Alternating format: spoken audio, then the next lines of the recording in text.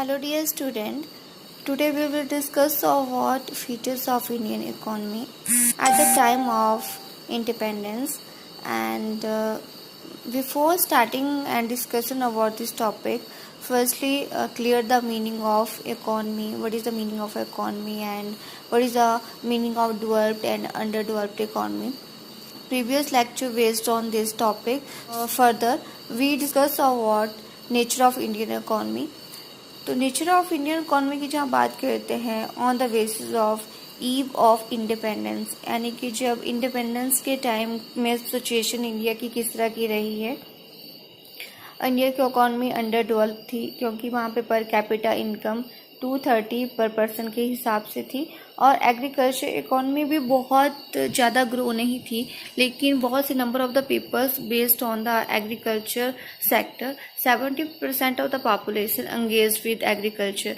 और industrial setup भी बहुत ज़्यादा स्ट्रॉन्ग नहीं था क्योंकि प्रोडक्शन सीमेंट की अगर बात करें तो 26 लाख टन ही होता था और क्लॉथ की प्रोडक्शन भी बहुत कम थी as per the square metres. उस टाइम पूरा इंफ्रास्ट्रक्चर काफ़ी था, ट्रांसपोर्ट, रोड, बिजली की फैसिलिटी बहुत कम थी।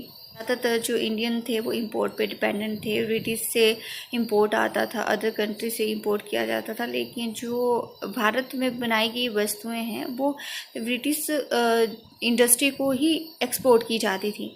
लो प्रोपोर्शन ऑफ अर्बन पॉपुलेशन, उस टाइम अर्बन में जो पॉपुलेशन की स्ट्रेंथ थी, जो टोटल पॉपुलेशन अर्बन की थी वो बहुत कम थी और लोगों में इलिटरेसी बहुत थी, एजुकेटेड लोग नहीं थे।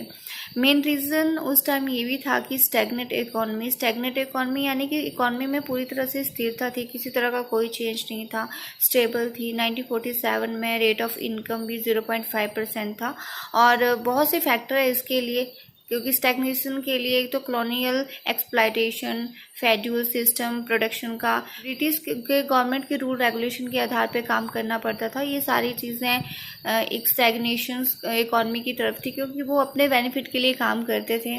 उस टाइम भी जो इंडिया की इकोनॉमी थी वो सेमी फेड्यूल इकोनॉमी थी, यानी कि हम कह सकते हैं मिक्स्ड इकोनॉमी मानी जाती है।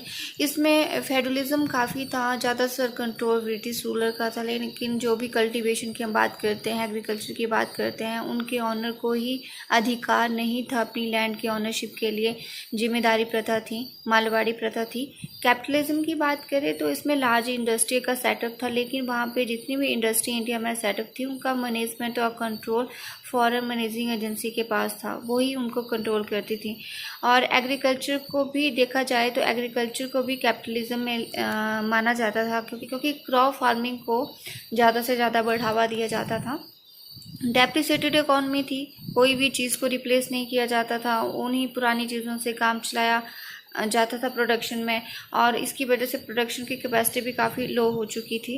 Disintegrated economy on the effect of partition के बाद फूड की काफ़ी प्रॉब्लम हुई क्योंकि जब पाकिस्तान और भारत का डिवाइडेशन हुई थी तो जो सप्लाई पाकिस्तान से भारत में आती थी वो बंद हो गई, रॉ मटेरियल की शॉर्टेज हो गई, मार्केट बहुत लिमिटेड होगी क्योंकि अगर आप पाकिस्तान या फिर इंडिया जब कंबाइन में मार्केटिंग करता था तो उस टाइम सिचुएशन कुछ और थी। आफ्टर पार्टीशन मार्केट भी इंडिया की लिमिटेड होगी। रेलवे का भी बहुत नेगेटिव इफेक्ट हुआ बिकॉज जो बाउंड्री के साथ रेलवे लाइंस थी वो सील्ड की गई, वहाँ पे लोगों को रोका गया, उससे आगे लोग जा नहीं सकते थे तो रेलवे के ऊपर इफेक्ट पड़ा। लोग स्किल्ड नहीं थे, जो भी आर्टिशियंस या स्किल्ड पर्सन थे उनकी कमी पाई गई। जब पार्टीशन हुई थी तो लोग एक जगह से दूसरी जगह डिवाइड हो चुके थे और उस टाइम काफ़ी एक्सेसिव वायलेंस भी काफ़ी हुआ।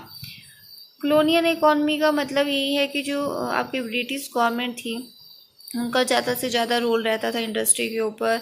रॉ मटेरियल सप्लाइड किया जाता था सिर्फ ब्रिटिश इंडस्ट्रीज़ को, वो वहाँ से एक्सपोर्ट करते थे अपने लिए। और फ्रीक्वेंट फेमिनीज़ की बात करें तो जो भी अकाल पड़ता था उसके लिए तो जितने भी एग्रीकल्चर पर्सन थे वो रेन के ऊपर डिपेंडेंट थे। अगर बारिश होगी तभी तो उनको प्रोडक्शन मिलता था, लेकिन बारिश ना होने की वजह से भी काफ़ी दिक्कतें उनको सामना करना पड़ता था, जिसकी वजह से उनका हाई फूड प्राइस वो अपने ही कमाए हुए जो भी काम किया है प्रोडक्शन में उसके बदले ही उनको हाई प्राइस देना पड़ता था। नेक्स्ट वन है आपका स्ट्रक्चर पैटर्न या main economic activities of India at the time of the eve of the independence. तो इंडिपेंडेंस की हम बात करते हैं तो इंडियन एग्रीकल्चर की क्या सिचुएशन थी उस टाइम।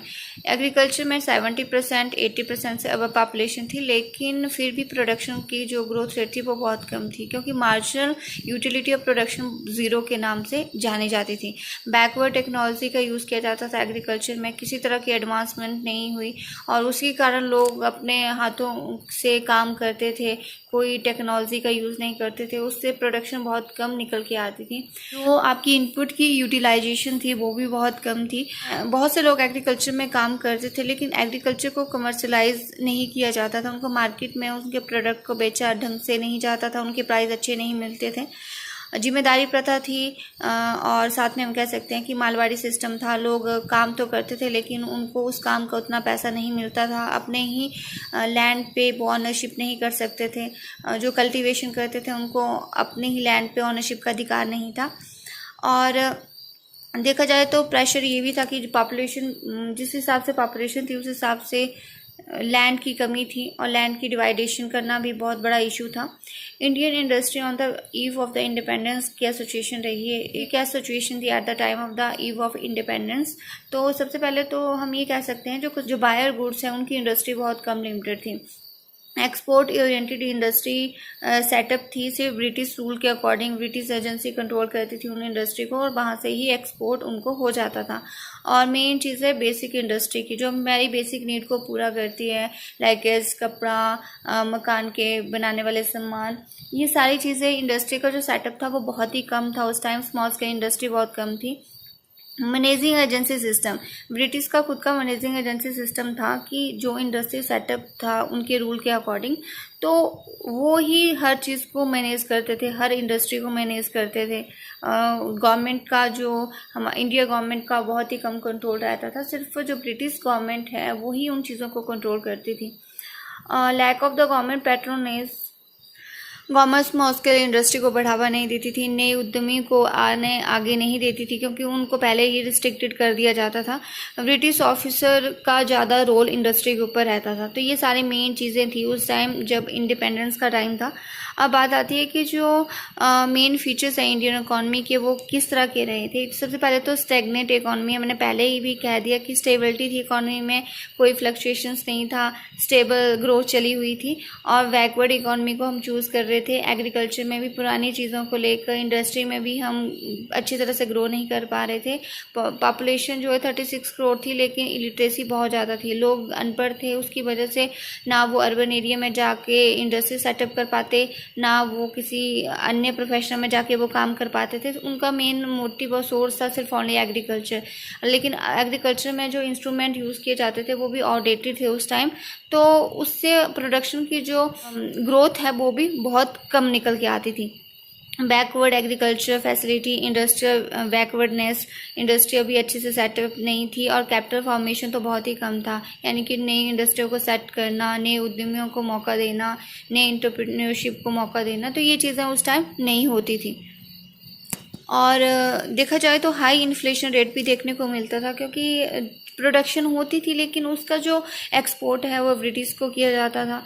हमारे कंट्री में खुद की प्रोडक्शन का पार्ट हमें बहुत हाई प्राइस पे खरीदना पड़ता था। फॉरेन ट्रेड बहुत लिमिटेड था, लोगों को अगर एक्सपोर्ट इंपोर्ट की बात की जाए तो लिमिटेड इंपोर्ट एक्सपोर्ट किया जाता था। तो सारी चीज़ें उस time eight the time of the eve of independence देखने को मिलती है। अब बात आती है कि आफ्टर द इंडिपेंडेंस किस तरह की चेंजेस हमारी कंट्री में हुए हैं। सबसे पहले तो इकोनॉमिक डेवलपमेंट हुई है, रोड की बात करें, ट्रांसपोर्ट की बात करें, बिजली की बात करें, हर तरह की फैसिलिटी कंज्यूमर को मिली है। दूसरा है कि हमारी नेशनल इनकम काफ़ी इंक्रीज़ हुई है। अगर अभी की बात करें तो 135,000 के हिसाब से नेट नेशनल इनकम हमारे पास है, और पर कैपिटा इनकम भी 2019 के आधार पे 6.8% है। और आपकी कैपिटल फॉर्मेशन ज़्यादा बढ़ी है, लोग अब सेविंग ना करके इन्वेस्टमेंट करते हैं। इन्वेस्टमेंट से जो पैसा सर्कुलेट होता है, प्रॉफिट बनता है, वो दोबारा कहीं ना कहीं फर्दर सर्कुलेशन में आता है। लोग सेविंग ना करके अब फॉर्मेशन की तरफ जा रहे हैं। इंडस्ट्री भी काफ़ी सेटअप हो चुकी है। आप देखेंगे चाहे बैंकिंग हो, इंश्योरेंस सेक्टर हो, मैन्युफैक्चरिंग सेक्टर हो, प्राइमरी सेक्टर हो, सेकेंडरी सेक्टर हो, इन सब में ग्रोथ हुई है। इंफ्रास्ट्रक्चर में, रोड में, ट्रांसपोर्ट में, रेलवे में, कम्युनिकेशन में, टेलीकम्युनिकेशन में, हर जगह में आपको इम्प्रूवमेंट ही देखने को मिलती है। सोशल सर्विस में, हेल्थ में आपकी डेथ रेट कम हुई है। आपकी हेल्थ इंश्योरेंस जो आपकी सोशल सर्विस है उसमें काफ़ी इम्प्रूवमेंट देखने को मिलती है। अब एम्प्लॉयमेंट इंक्रीज हुई है, चाहे सर्विस सेक्टर हो, चाहे प्राइमरी सेक्टर हो, चाहे सेकेंडरी सेक्टर हो, हर जगह पे एम्प्लॉयमेंट बनी है। एंटरप्रेन्योरशिप स्टार्टअप के थ्रू भी काफ़ी लोगों को एम्प्लॉयमेंट मिल रही है। एक्सपोर्ट प्रमोशन हुआ है कि जितना इंडिपेंडेंस के टाइम एक्सपोर्ट प्रमोशन होता था उतना उससे कई गुना ज़्यादा यानी 27.96 बिलियन अभी एक्सपोर्ट प्रमोशन होता है। और आपकी जो इकॉनमी है पूरी तरह से बैलेंस्ड हो चुकी है। इंपोर्ट एक्सपोर्ट का बैलेंस बन चुका है। हालांकि थोड़ा सा चेंजेस तो होते रहते हैं, इंपोर्ट कभी ज़्यादा हो जाता है, कभी एक्सपोर्ट ज़्यादा हो जाता है, तो वो बैलेंस्ड बन चुका है। Right use of the national resources, जो भी नेशनल रिसोर्सेज है उनका सही यूज़ हो पाता है, उनकी सही यूटिलाइजेशन हो पाती है। क्योंकि जब स्वतंत्र हम नहीं हुए थे तो नेचुरल रिसोर्सेज का पहले तो पूरा यूज़ नहीं हो पाता था। ब्रिटिश ही उसका यूज़ करते थे और उसका यूज़ सिर्फ वो अपने देश के लिए करते थे। तो अब ये सिचुएशन पूरी तरह से चेंज हो चुकी है। आफ्टर इंडिपेंडेंस देखेंगे काफ़ी चीज़ें हमारी कंट्री में इम्प्रूव हो चुकी हैं। लेकिन पहले का जो की हम बात करें तो उसमें सिचुएशन अलग थी ना। आफ्टर इंडिपेंडेंस सिचुएशन बहुत तरह से डिफर हो चुकी है। तो इस तरह के फीचर्स हैं at the time of the independence और after the time of the independence.